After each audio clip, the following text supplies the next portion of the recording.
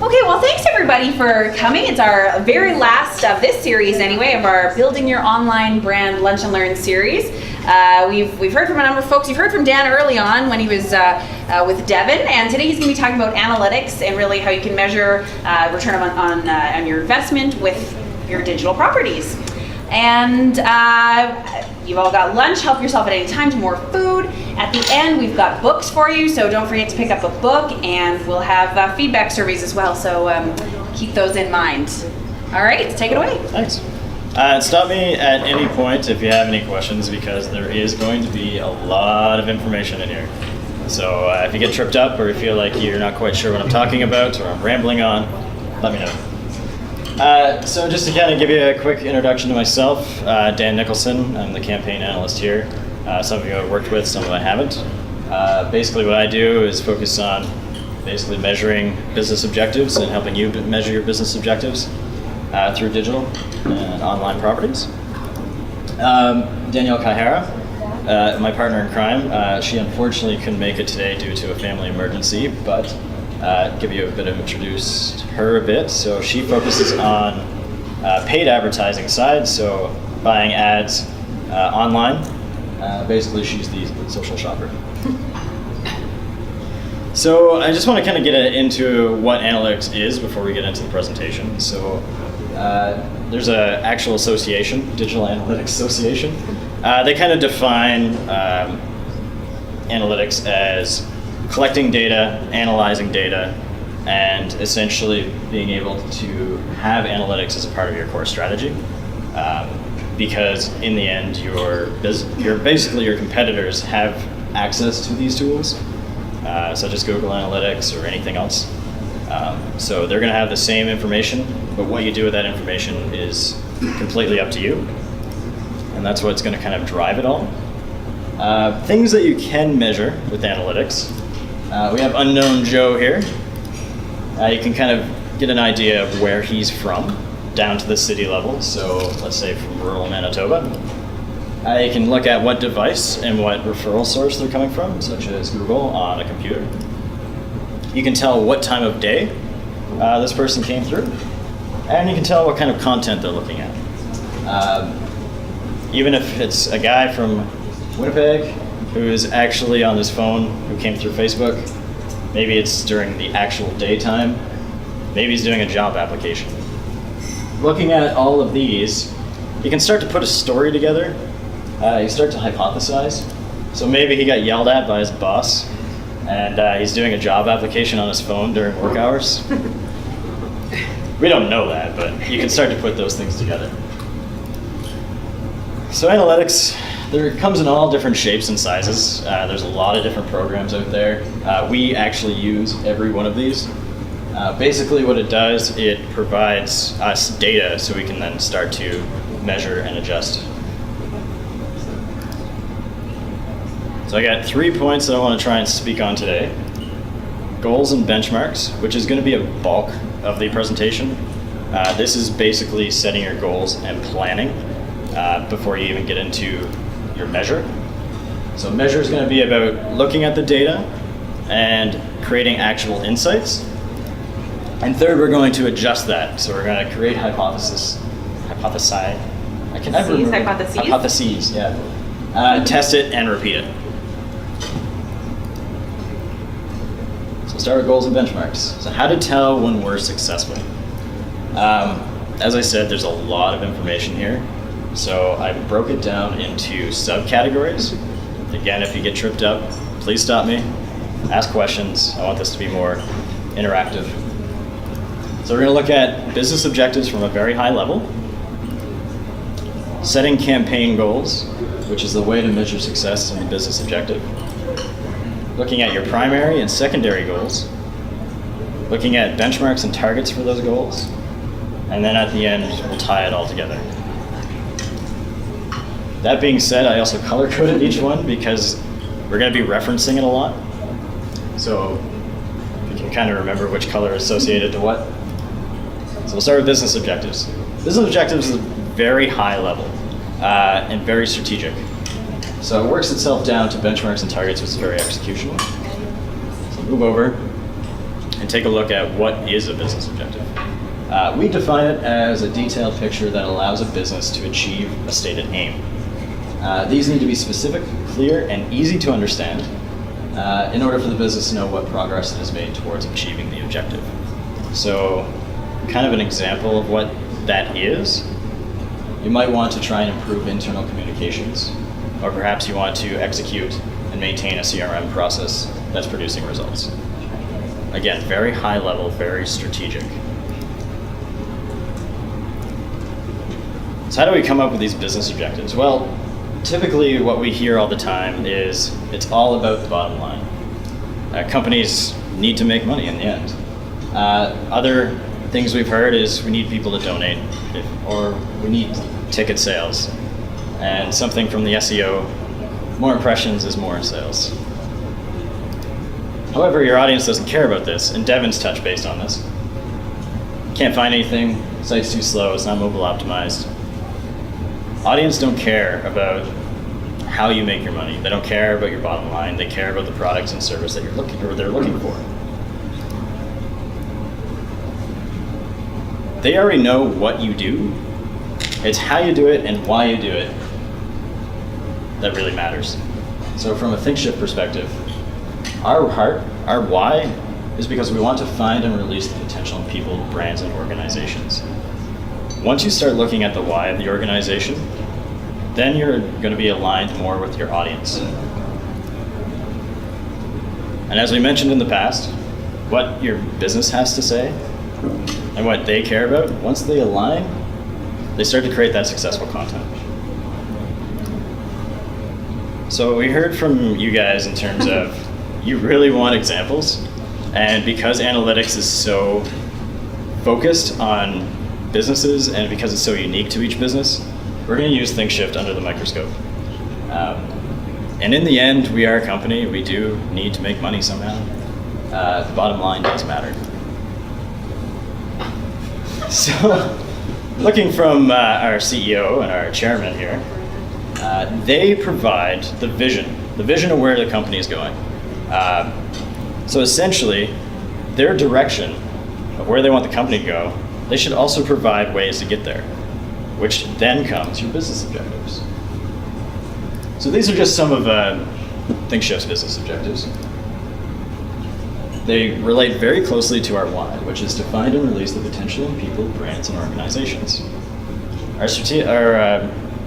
Our leadership team has actually grouped them into two categories: client intimacy and intentional culture. I'm not going to go into them right now, but you can start to see from the content that we produce, it's actually showing through. So we have the intentional culture and we have the client intimacy. I want to point out for client intimacy, if you remember back, if you're here for the SEO one, we're actually providing backlinks because we believe in your content. We want to push that out.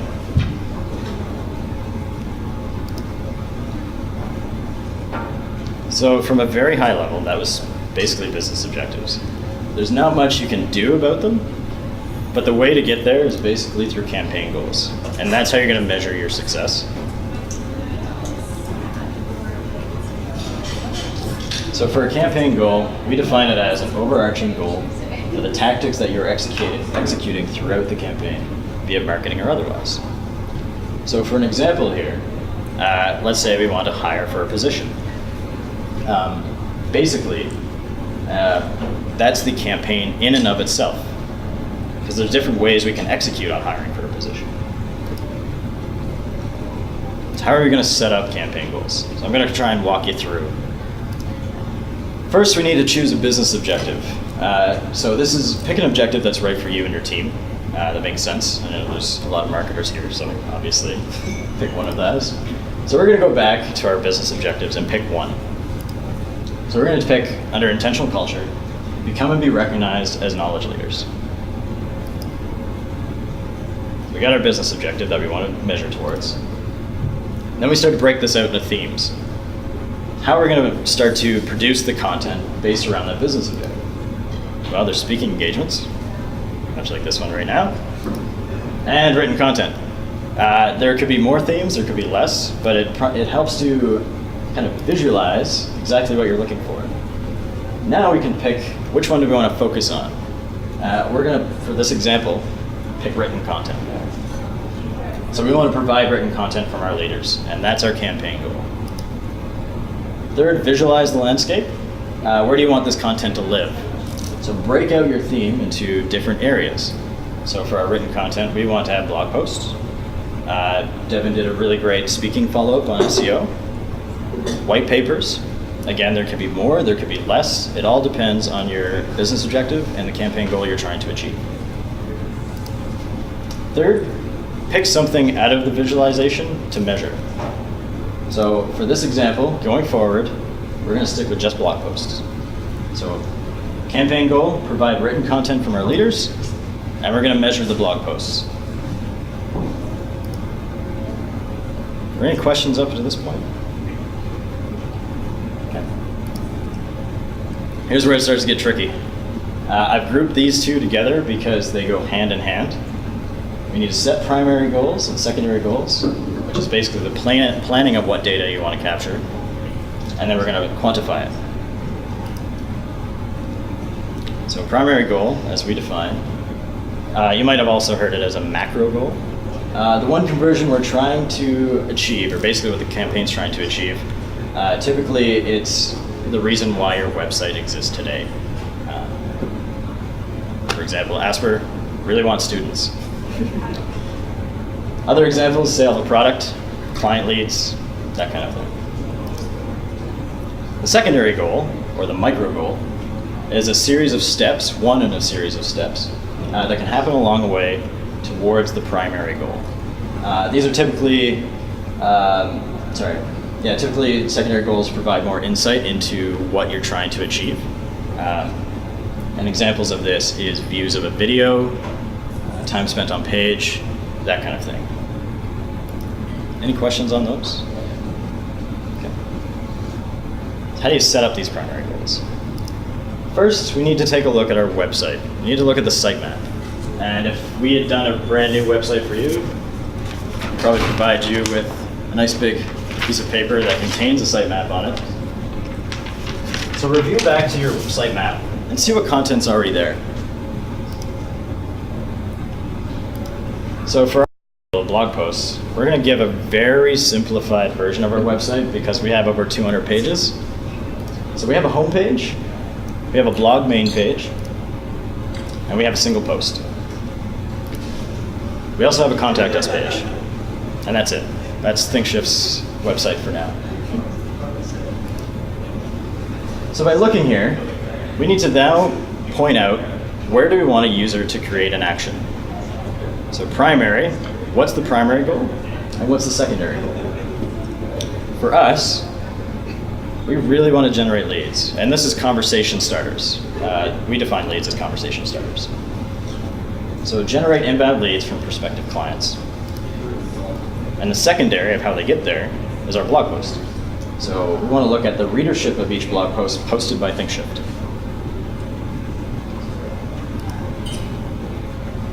So now that we've pinpointed exactly where we want actions to happen on our website, we take a look at the metrics and the dimensions. So these are basically how to measure the objective, or the goal, sorry. So metric measures the data. It's essentially the how many or the how much that's happening and the questions that you're asking yourself. So how many times did the person click an email us button? Dimension describes the data. It's basically the what or which of, sorry, let me go back to how much, okay. How many, how much, the what or which of what's happening. So which cities clicked on the email us button. So maybe we want to know how many people from Toronto are contacting us just through that one blog post. So now that we have our primary goal, and we come up with a number, we want to measure the number of client leads received per blog post in 2014. Secondary is the readership of the blog post, and we have two. We want to look at the time spent on that page of people reading it. Basically, we want to look at the time because it actually tells us, is the content relevant? So the percentage of time can differ from blog post to blog post. So let's say I wrote a blog post that's 5 minutes long on average. Devin wrote 10. We want to get about a ratio of time between each one. And I'll go over the numbers a little later. Second, we want to look at the page views. And this will tell us the number of impressions, basically who's reading it, or how many people are reading it. So by looking at the actions that are happening on the website and figuring out how you're actually going to measure them, we can then start put the numbers to it. So these are your benchmarks and targets. A benchmark is a historical point of reference in which we can compare our current success to. So for example, last year in July, we had 20 emails. 20 people clicked our email button. The target is a point of reference based off the historical benchmark that should be above but logically attainable to. So something that's within grasp that you know you could probably reach. So 50 email us buttons clicked for July of 2014. So going back to our example of blog posts, to generate inbound leads for prospective clients, historically we saw 2 from each blog post, and we want to reach 3. We think we can get an attainable reach of 3. For our time, historically we've seen 60% reading per blog post. We want to shoot for 75. So this can actually provide some insight, which I'm going to go into a little later, but in terms of the time spent, maybe we're writing too much content. Maybe it's too long. Maybe 10 minutes is way too long. So maybe we should pare it down and shoot for 75. Number of page views, we all like impressions, we all like readership. So historically we saw 50. I think we can bump that up to 100.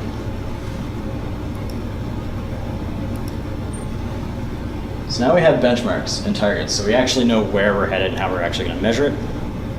We know where it's going to happen, and we know what we're actually going to measure. Is there any questions there? I stumbled a little bit. Okay. So I'm going to tie it all together in terms of the management landscape, or measurement landscape. Starts at the very high level, again, with the business, why we exist. Then breaks out, they'll provide business objectives. This is kind of where you get your hands dirty with campaign goals. How can you break it out? Where is the primary objective? Is it to make money? Is it to get client leads? Set your secondary objectives, the path to get there. Because essentially you're going to be measuring your goals, your primary and secondary goals, but you're actually going to be adjusting your secondary goals. And this can be multiple across the entire campaign or across the entire business. You may not be responsible for another business objective, but our HR person is. So she has to focus on that.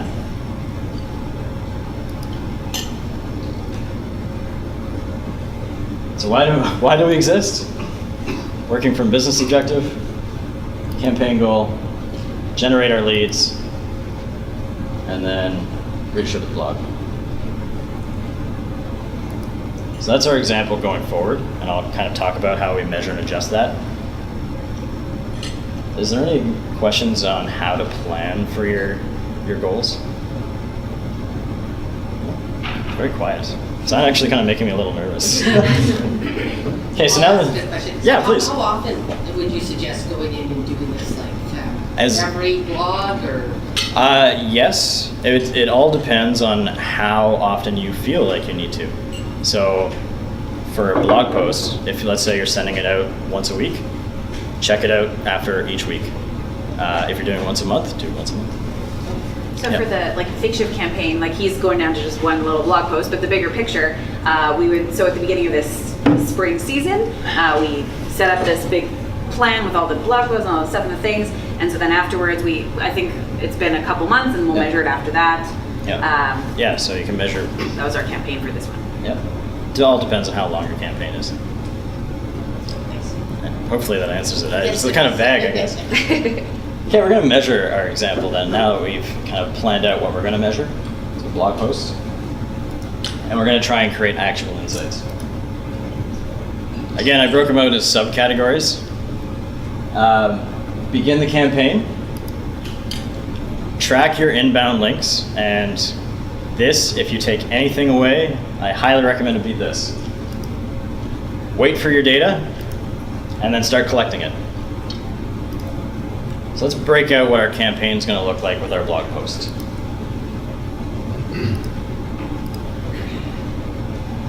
First off, there's different ways we can actually send this out. There's owned media, which is basically maybe we can send it out through an email.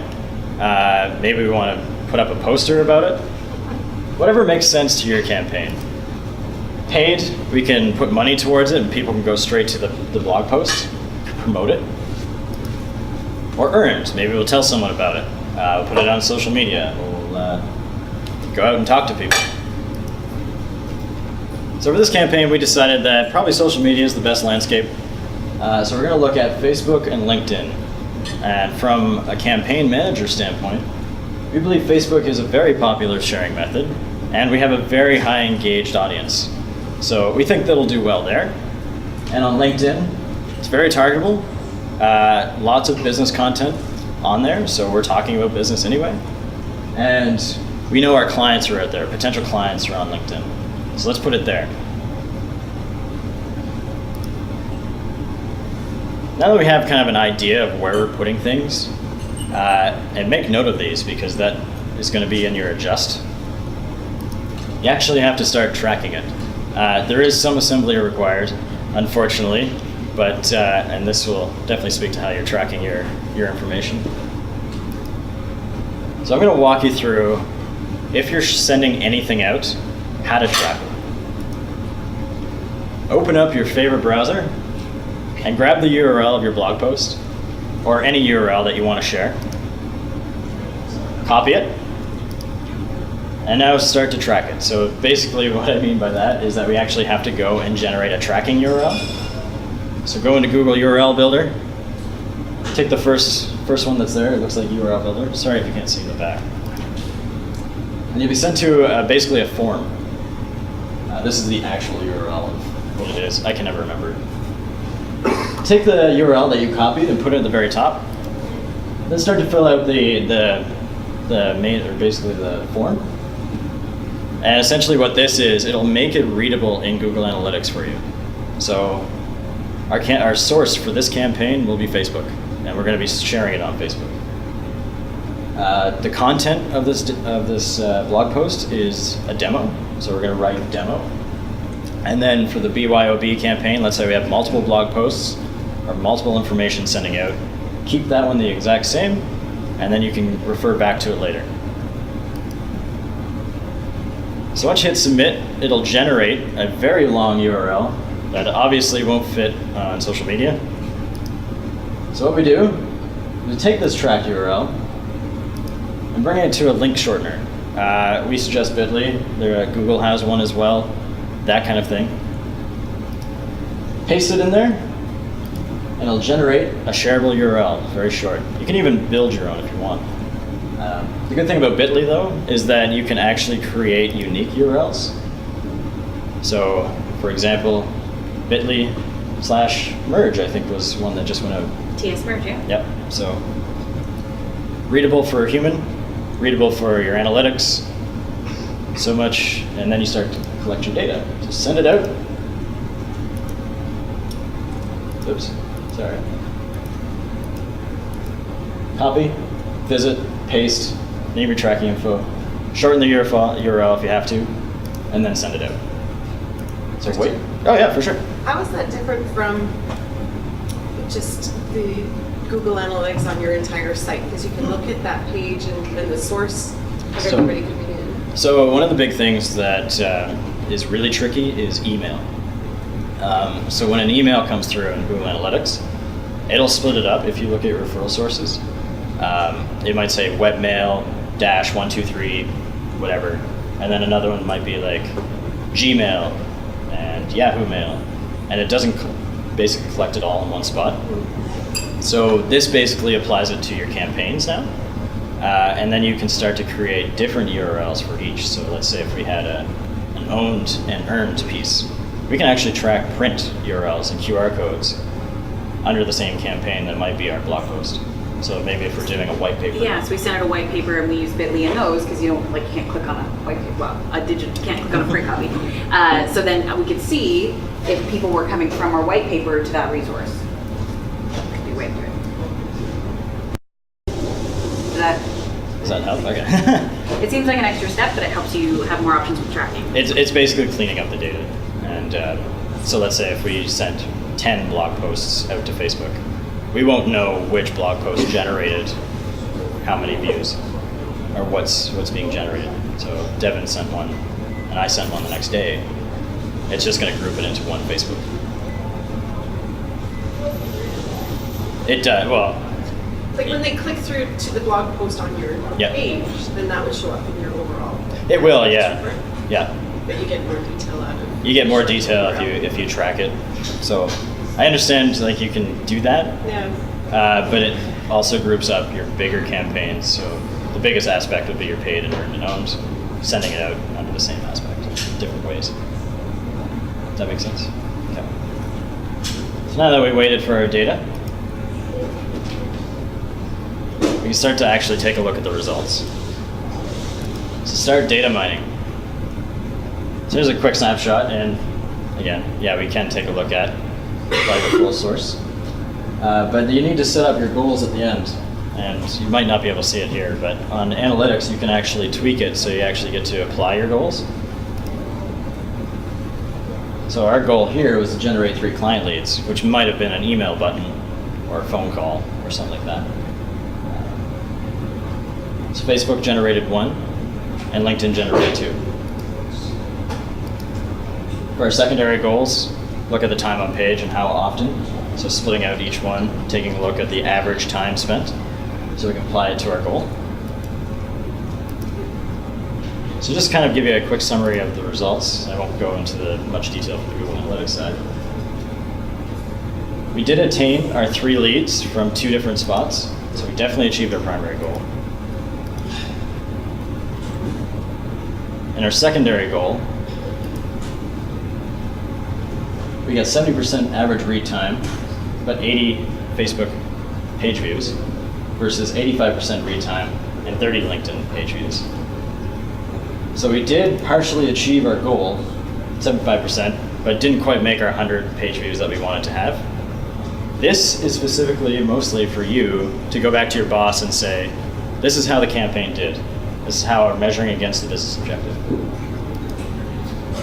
Where you come in is adjusting it. So now that you have that data, your boss knows how it went. Let's take a look at how we can make this a bit better.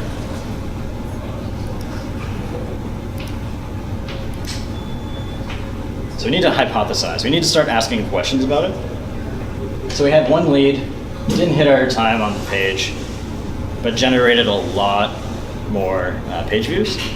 So we can make the assumption or hypothesize that 60 page views, we have more impressions on Facebook, and they like shorter content. They're only reading about 60% of the time. So maybe if we're writing blog posts that's a bit shorter, Facebook might be a good spot. We can test that afterwards. LinkedIn, for example, 2 leads, 30 page views, not that great, but 80% time. The content's relevant to them, we can make that assumption. However, maybe just a little bit shorter, so it seems to be around average of 75%. So maybe we can actually tighten it up a bit.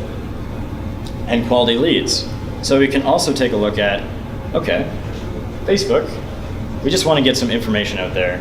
So maybe blog posts, yeah, 2 points, pretty good. But maybe our HR person who needs to get as many people to see this open app or this open job post out there to share it, as opposed to LinkedIn, we're actually seeing really quality leads here.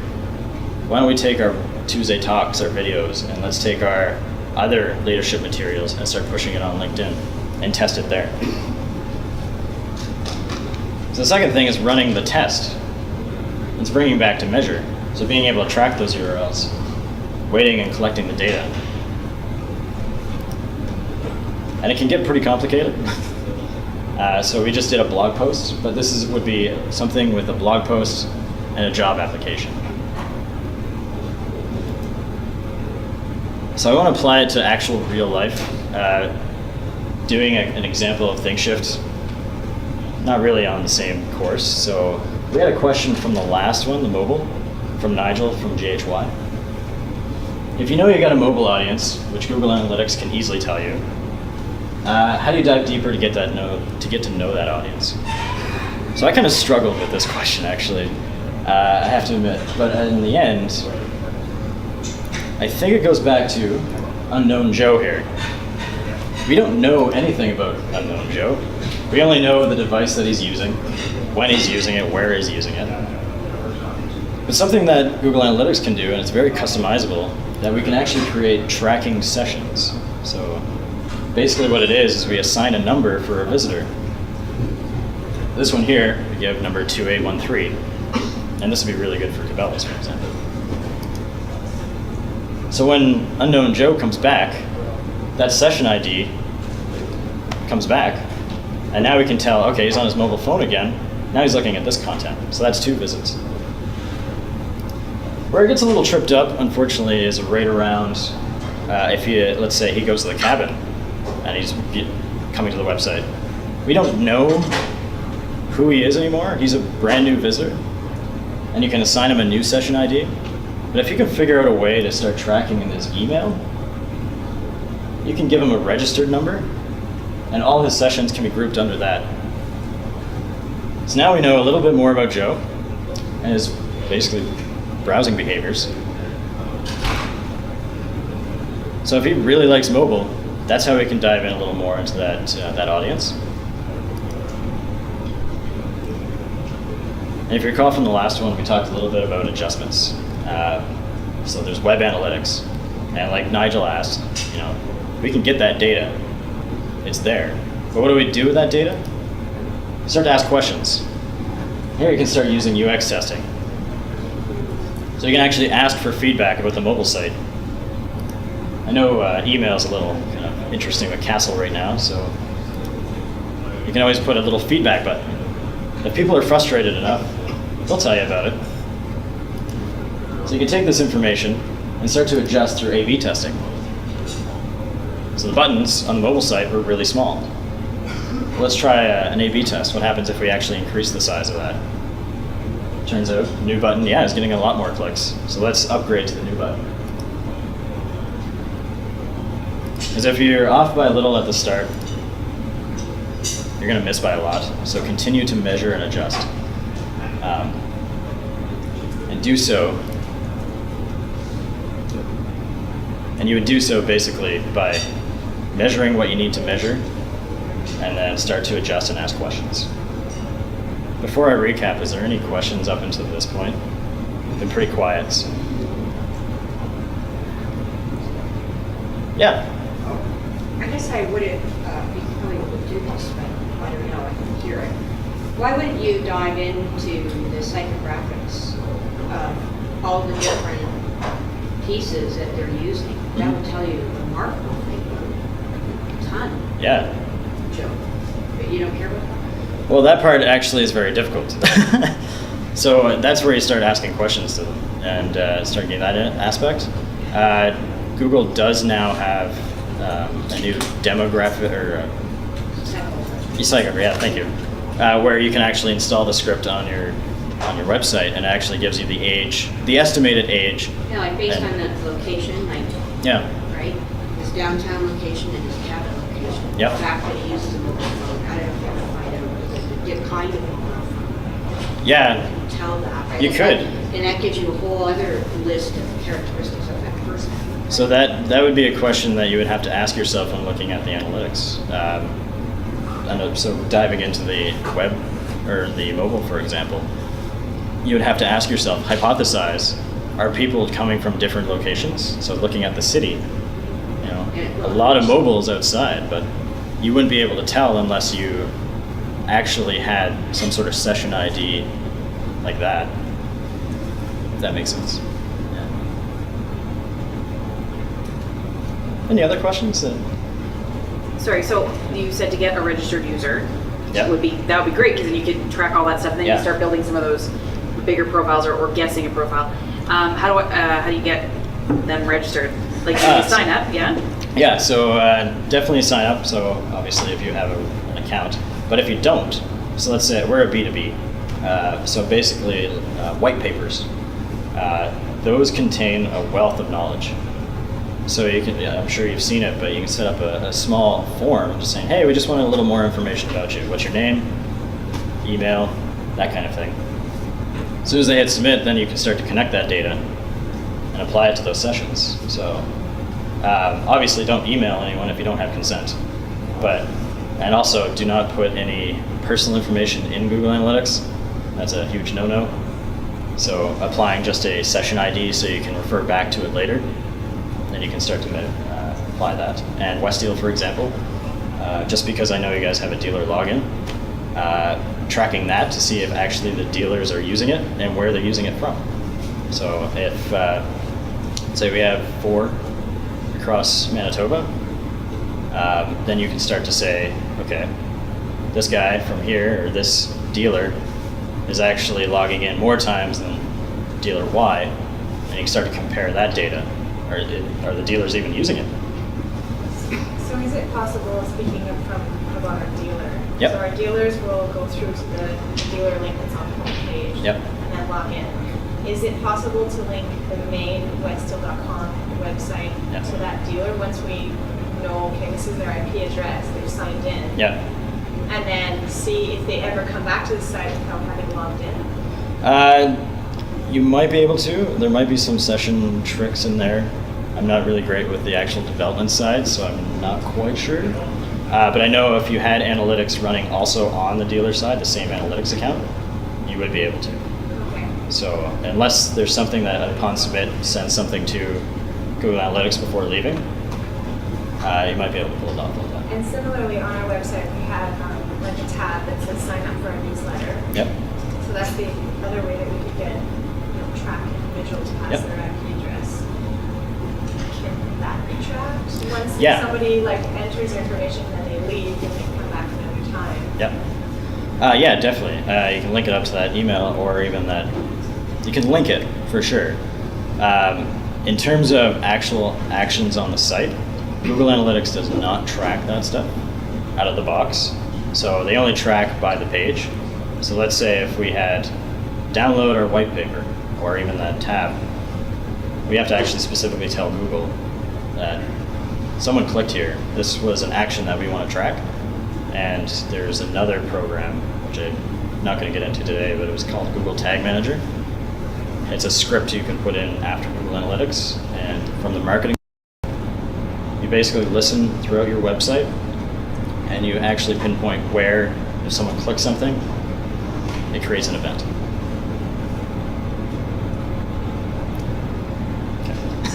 No, it's great. It all sounds, I understand everything in theory, and it sounds like great tools. It's just how it's. Yeah.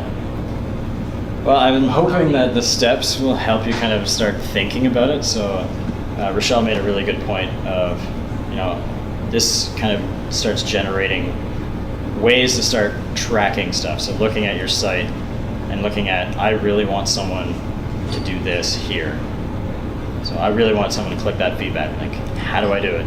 They can reach out to us, ask us a question, or I can definitely come by and teach you kind of where and how to do it. More one-on-one setting. But I'm hoping that these slides with the steps will kind of give you an idea. Sorry, I know you've got a little bit more, but one thing that we wanted to ask, so this is our first time doing this kind of offering. I could stand up, that would be.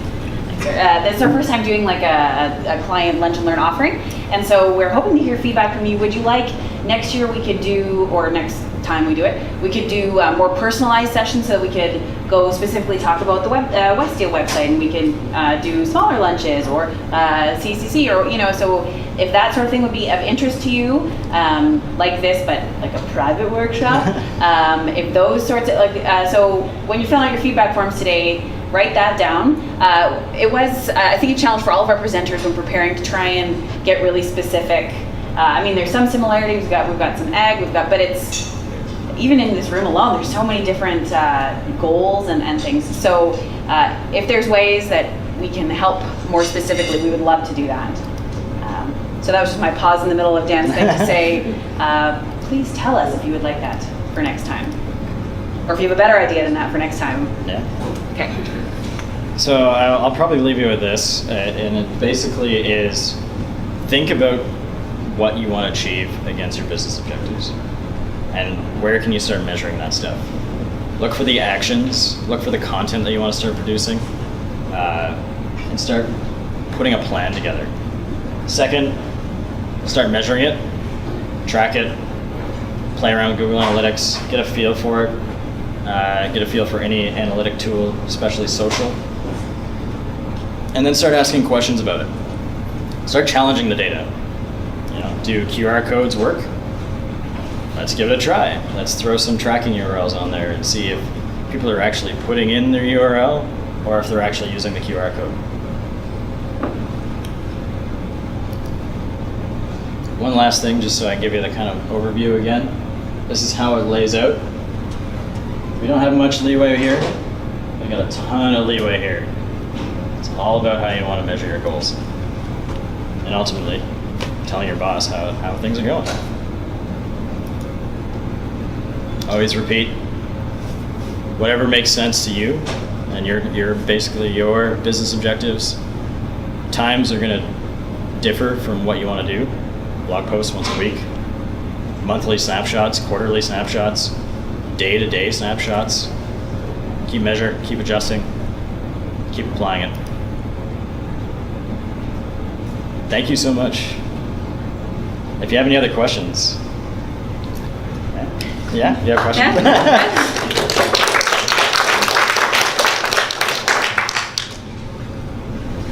Any other questions, thoughts, comments? We throw some food at Dan. We don't have tomatoes, but just once again, thank you guys so much for being here. Some of you it's your first time. Others you've been here for the whole spiel. And there are books. That's our special gift for you. It's called Content Strategy on the Web. Christina Halverson, I think, is the author. It's fantastic, recommended by Devin. So if you don't like it, you can blame him. If you do like it, tell me. I read it and I found it very engaging, easy read, but quite helpful. Lots of practical things for managing your web properties. Feedback forms. Anything else I need to remember? I think it's mostly, again, analytics is very unique to every business. So if you start thinking about it and start thinking about the questions as it compares to you, send me a note, send Michelle a note.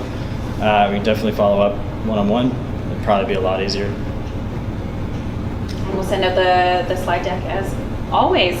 We are like speeding through these things every time. All right. Okay, that's good. We're making use of your time. Like that blog, we're shortening our blog posts, Yeah. we're shortening our things. For Feel free to sure. grab more food if you'd like, and take a moment to fill out that feedback form. Thanks so much. Thanks a lot, Thanks, guys. guys.